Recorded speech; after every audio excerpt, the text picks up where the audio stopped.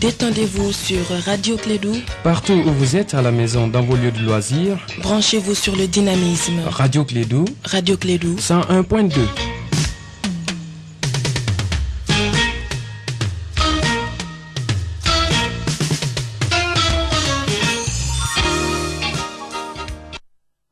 La Sotelma Malitel vous donne l'heure. Il est 7 heures. Le sport, les infos, la musique, l'actualité, le tout amusé et servi à chaud pour vous sur Radio Clédou.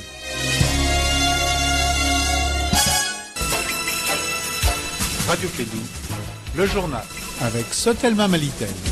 Mesdames et messieurs, fidèles auditeurs, bonjour, bienvenue et bon réveil. Agréable journée à vous, bonne prière et surtout un très bon vendredi. Méditation et surtout salutations, dons et pardon, voilà ce qu'on vous demande. En ce grand jour de vendredi 18 octobre l'an 2019, il est exactement 7h en temps universel. Le journal première édition de la matinale, c'est une affaire de Sekou Kone. Sekou, bonjour, bienvenue. Bonjour Abdoulaye, bonjour à tous et bienvenue dans cette édition, la première de Clédou Info, dont voici les principaux titres. Dans le cadre du dialogue national inclusif, le président de la République Ibrahim Boubacar Keïta a rencontré hier les partis politiques signataires de l'accord politique et certains anciens candidats à la présidentielle. Vous l'entendrez dans cette édition. La mission d'observation électorale du POSIM a déployé 88 observateurs à long terme sur le terrain pour constater la tenue effective les 14 et 15 octobre 2019 des assises du dialogue national inclusif. Vous entendrez Dr Ibrahima Sango dans cette édition. Notre invité de ce matin est Madame Balo Aminata Kone de l'ONG Djigitougou, la problématique des filles travailleuses domestiques. Elle sera interrogée par Fanta Diakité. Mesdames et messieurs, c'est tout pour les titres de cette édition. Le développement dans un instant avec Sekou Kone et Abdoulaye Andan à la mise en onde.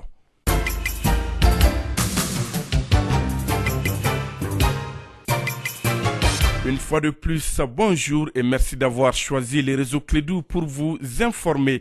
Je le disais dans les titres, dans le cadre du dialogue national inclusif, le président de la République Ibrahim Boubacar Keïta a rencontré hier les partis politiques signataires de l'accord politique et certains anciens candidats à la présidentielle. Le président se réjouit de cette rencontre car il n'a pas le droit de décevoir les Maliens. De vous voir ici aujourd'hui m'est un bonheur absolu. Et c'est le gage, le signe que nous sommes dans la bonne voie, que le Mali va se retrouver. Plus fraternel qu'avant, plus convivial qu'avant, plus enviable qu'avant. Vous m'avez engagé, mes frères, chacun avec forte conviction, à ne pas baisser le bras. Je ne peux pas. Le voudrais-je que je ne le pourrais pas. J'ai le bonheur aujourd'hui, le grand bonheur d'être fabuleusement accompagné par des frères éminents dans l'ombre, de grands Maliens. Debout, qui m'aident aujourd'hui dans ma tâche. Ils le font discrètement, mais puissamment, sans répit, nuit et jour, pour convaincre, pour dire que l'état actuel du Mali ne permet aucune posture. Seul lui vaut. Et qu'il est venu le temps que chacun de nous est sincèrement, profondément, avec gravité, souci de lui, Mali. Ce temps est venu. Donc, aujourd'hui, ici à Koulouba, je ne vais pas cacher mon bonheur. Il est réel. Et simplement prendre l'engagement devant vous, devant le Mali et Allah subhanahu wa ta'ala, de continuer encore et encore et encore, sans jamais me lasser, car j'ai quelque chose qui ne m'appartient pas, que j'ai le devoir de faire prospérer. Le président de la République, Ibrahim Boubacar Keïta, est au micro de Kassim Traoré. Restons avec les assises du dialogue national inclusif. La mission du pôle d'observation citoyenne a déployé sur le terrain 88 observateurs à long terme les 14 et 15 octobre 2019 pour constater les processus dans la majorité des cercles du Mali et dans les 6 communes du district de Bamako. Dr Ibrahima Sango au micro de Kassim Traoré. Mon constat, c'est que au départ, avant les phases communales, le triumvirat du comité d'organisation a fait des termes de référence et un règlement intérieur, mais qui n'ont pas été diffusés à temps. Donc, les dialogues ont pratiquement commencé dans les communes du Mali, sans pour autant que les participants aient compris les termes de référence et le règlement intérieur du dialogue national.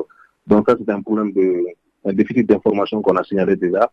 Ensuite, le dialogue ne s'est pas tenu sur toute l'étendue du territoire, étant entendu qu'il y a des cercles du Mali et des communes qui ont été exclues, notamment dans la région de Kidal. Et là, on veut citer notamment Tinesako, Abeibara et Achiboro, où il n'y a pas eu le dialogue national. Mais au-delà de ça, nous avons constaté aussi que les préoccupations majeures des citoyens et des citoyens du Mali sont relatives à l'insécurité, l'injustice, l'impunité. Il y a aussi la faiblesse de l'État, les conflits qui sont liés à la gestion du foncier, des ressources minières, des aires de pâturage. Il y a également un fait très important qui a été signalé, ça c'est la crise de confiance entre les gouvernants et les gouvernés. Et puis la diversité des structures dans la gestion des élections. Il y a certains points aussi qui méritent attention, ça c'est le déficit de communication sur la révision constitutionnelle qui s'annonce, et puis le manque de transparence dans la gestion des finances publiques. Donc ça c'est en gros ce que la mission d'observation du POSIM a décelé. On a constaté, on s'inquiète aussi en même temps de l'absence jusqu'à cette phase du déni, après la phase communale et puis la phase des cercles et des 6 communes du district de Bamako, que certains partis politiques et regroupements de partis politiques de l'opposition, il y a certaines organisations aussi de la société civile, et certains signataires de l'accord pour la paix et la réconciliation, ici du processus d'Alger de 2015, qui jusqu'à présent n'ont pas participé au dialogue national. Docteur Ibrahima Sango, la lutte contre la corruption se poursuit au Mali. Des mandats de dépôt ont été donnés contre les maires de Baguineda, Salia Diarra, le 3e adjoint au maire, deux régisseurs et le sous-préfet de Kati. C'est grâce à une plainte de la plateforme pour la lutte contre la corruption et le chômage dans les dossiers mairie de Baguineda pour atteinte au bien public par faux et usage de faux portant sur plus de 197 millions de francs CFA. Clément Dambélé, porte-parole de la PPC. Il s'agit des habitants de Soutiba qui bénéficient d'une installation dont le titre foncier date de 1915 et que ces habitants sont en litige avec une dame nommée Nyamankolo Koulibaly qui se réclame d'un certain Mamadou Koulibaly dont les descendants ne la reconnaissent même pas. Elle a fait faux usage de faux certainement, selon les éléments qu'on nous a donnés, pour se réclamer du droit coutumier et dont Maridja Nyari serait le témoin. Et c'est lui qui a donné l'espace de Soutiba à son père et qu'elle-même, elle témoigne de cela pendant qu'elle était jeune fille. Le calcul est très simple. Maridja est morte en 1957. La dame Nyamangolo est née en 1960. Comment elle peut accompagner son père pour l'attribution par Maridja Nyari, celui qui est mort 3 ans avant ta naissance? Première défense. Deuxième défense, elle se réclame d'une famille qui ne la reconnaisse même pas, où elle n'a jamais été enfant de cette famille. Troisième défense, c'est qu'elle a été déboutée de toutes ses requêtes au niveau du tribunal administratif, au niveau de la première instance, au niveau de la cour d'appel. Elle est remontée à la Cour suprême qui lui donne raison. Ce qu'on ne comprend pas, c'est que tous les éléments ont été donnés à la Cour suprême et malgré tout ça, la Cour suprême donne raison à cette dame au nom du droit coutumier qui date d'après 1960 et qui est un droit coutumier qui est complètement faux parce que le terrain a un titre foncier communal donc de l'État depuis 1915. Le paradoxe est qu'on rend un jugement à l'envers.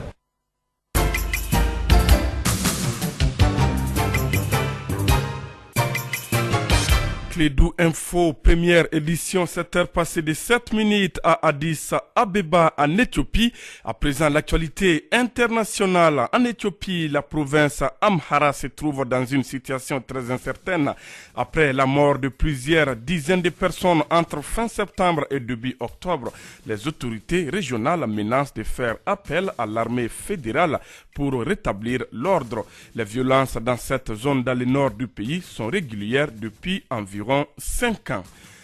En Afrique du Sud, Eskom a commencé à procéder à des délestages depuis mercredi et pendant une semaine encore. Officiellement, les géants sud-africains de l'énergie est dans l'incapacité de produire assez d'électricité pour le pays. Le courant est en mode alternatif d'un quartier à l'autre de Johannesburg. Les Sud-Africains en ont ras-le-bol.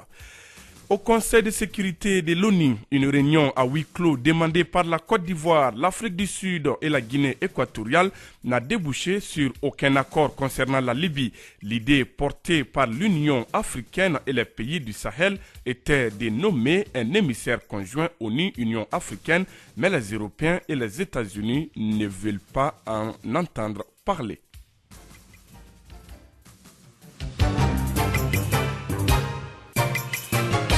Retour au Mali pour parler culture. L'agence de communication 3e Consulting organise du 19 au 20 octobre le premier salon de la lecture et du livre à la Bibliothèque nationale de Bamako. Ce salon a pour objectif de susciter le goût de la lecture, d'inciter les élèves et étudiants à lire, de contribuer à la promotion des métiers du livre et servir de tribune aux professionnels du livre. Mariam Kouyaté. En raison de l'invasion des nouvelles technologies de l'information et de la communication, la lecture a tendance à disparaître dans nos milieux scolaires et universitaires. Pour donc corriger cette grosse lacune, les acteurs des livres ont jugé bon d'inciter la jeunesse à la lecture à travers ce salon. Pour ce faire, des séances de lecture, des conférences, des jeux de culture générale et du slam sont au programme. Ainsi, des écoles seront en compétition dans divers domaines de la culture. Les organisateurs se disent très déterminés à inverser cette tendance en incitant les jeunes à la lecture. Durant ces 2 jours, le 10 salon se propose également de contribuer à l'émergence d'une véritable industrie du livre au Mali, faire connaître la culture du Mali à travers le monde, promouvoir la langue française et les langues nationales. Les grands esprits l'ont dit, la lecture, c'est la nourriture de l'esprit, car elle nous permet de faire travailler notre mémoire, de réviser sans effort notre orthographe et d'accumuler des connaissances. Rendez-vous donc ce samedi à la Bibliothèque nationale. Merci Mariam Kouyaté. Valoriser la musique traditionnelle tout en favorisant le métissage entre les différentes cultures, telle est la lutte de l'association groupe Somane Tama Tradition. L'information a été donnée lors du lancement de la 5e édition du festival Les Nuits du Tama qui se tiendra les 15 et 16 novembre prochains à Tomikorobougou en commune 3 de Bamako. Écoutons Chekne Sissoko, directeur du festival Les Nuits du Tama, au micro d'Eman Fifame Nounao. 5e édition, le thème est le rassemblement et cohésion. Nous avons préparé beaucoup de surprises. Notamment, c'était un instrument qui est très important, pas seulement au Mali, en Afrique de l'Ouest et surtout. C'était un instrument qui était en un mot le messager du roi. Le premier tama, le gros tama là, ça c'est un tama de solo. Le deuxième, le tama moyen, ça c'est le tama d'accompagnement. Bon, le petit tama, lui, il fait solo, il fait l'accompagnement. Ça donne l'harmonie. Il faut qu'on revienne un peu en arrière. Mettre ces instruments-là en valeur. C'est pas pour rien que le balafon est là, le ngoni est là, le tama est là. 555 tamas dans 6 communes de Bamako, c'est possible. Tu peux pas aller dans les communes de Bamako que tu trouves pas au moins ces 30 joueurs d'un tama. Vous voyez dans les mariages, il y a des jeunes même, ils n'ont pas de moyens. Ils s'élèvent comme ça, ils vont dans les mariages, chercher de l'argent, mettre les baguettes de tama sur les gens. Donc je suis en train de les aider, travailler avec eux, de les montrer que cet instrument peut te remporter beaucoup de choses. Il ne faut pas t'humilier toi-même. D'aller dans un mariage, on ne t'a pas appelé.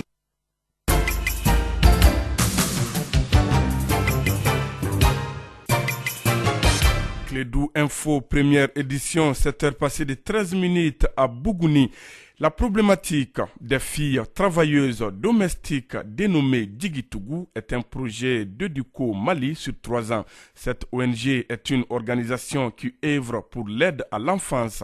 Elle travaille pour promouvoir les droits des enfants, notamment les droits à l'éducation et à la protection. Balo Aminata Kone est notre invitée de ce matin pour nous parler un peu de ce projet Digitougou. Elle est interrogée par Fanta Diakité. Bonjour Madame Balo. Oui, bonjour Madame. Je suis Madame Balo Aminata Kone. Je suis la coordinatrice de zone Bamako de l'ONG Educo Mali. Pour ce qui concerne les filles travailleuses, quelle est la situation de cette problématique à Bamako et puis si vous travaillez également dans certaines régions du Mali? Ok, merci bien Madame Fatoumata. Et du coup, dans sa façon de faire, elle n'invente pas le projet. Donc, il y a toujours à Educo une analyse situationnelle qui est là et qui est faite en lien avec les droits de l'enfant. Donc, en 2016, Educo avait fait une analyse situationnelle des droits de l'enfant en lien avec la protection Donc cette analyse qui a été réalisée, pas seulement EDUCO qui l'a réalisée, mais qui a été réalisée avec la participation de toutes les communautés et qui a été réalisée à Ségou et à Bamako. Donc suite à cette analyse, nous avons retenu les problématiques en lien avec la protection des filles travailleuses domestiques. Donc ce qui a beaucoup plus amené EDUCO vers ces problématiques. Maintenant, à Bamako, nous avons réalisé en 2018 une étude de base pour encore approfondir plus nos connaissances, nos informations par rapport à cette problématique. Et suite à cette étude de base, nous notons ici que 30% des filles travailleuses domestiques qui sont à Bamako ont moins de 15 ans. Et ça, c'est vraiment alarmant. Ça veut dire que nous avons des enfants qui sont avec nous et que nous les exploitons comme aides ménagères. Également, il est ressorti de l'étude que 80% des filles de moins de 15 ans gagnent au moins 10 000 francs par mois. Et l'étude a fait ressortir aussi que 12% des filles déclarent avoir subi des violences sexuelles et aussi 8% l'ont été par des personnes vivant au sein des ménages contre 4% des personnes extérieures au ménage. Tout ceci met l'accent sur cette vulnérabilité de cette couche qui est les filles travailleuses domestiques. Donc, il faut que les structures travaillant dans le domaine de la protection des enfants commencent à avoir un regard sur cette situation critique de ces filles travailleuses domestiques.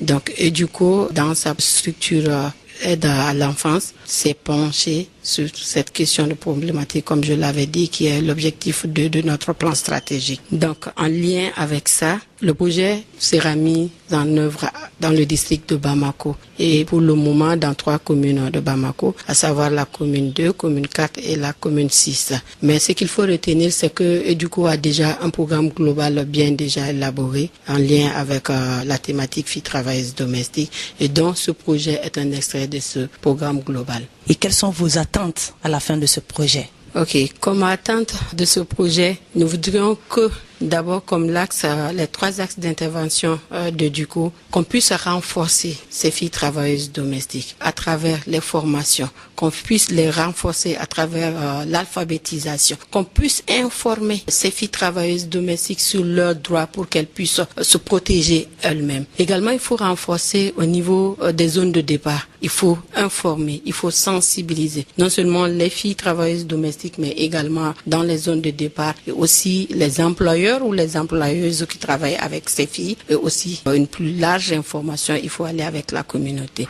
Donc, EDUCO s'attend durant ces 3 années à ce que ces filles puissent être bien informées, à ce que la communauté puisse bien accompagner ces filles travailleuses domestiques. Dans ce projet, il y a un élément clé qui est ressorti. Cet élément clé est que il y a la demande. L'offre est là, la demande des filles, l'offre n'est pas du tout accessible. Maintenant, comment faire en sorte que l'offre puisse être accessible pour ces filles? Donc, nous attendons vraiment de ce projet que les filles puissent être bien informées, qu'elles puissent aller d'elles-mêmes vers ces services de base, de besoin, et également que ces services puissent être plus accessibles. Aussi, nous attendons un accompagnement du gouvernement. Un accompagnement du gouvernement par rapport à cette convention qui est là. Cette convention 189, il faut, même si ça va prendre du temps, la ratification, mais il faut que au moins cette convention soit sur la table au niveau de l'Assemblée.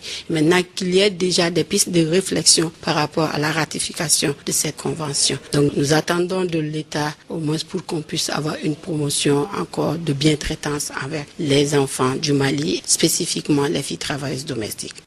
Madame Balo Aminata Kone était notre invitée de ce matin pour parler donc du projet Djigitougou au micro de Fanta Diakité. Un mot de sport avant de nous séparer.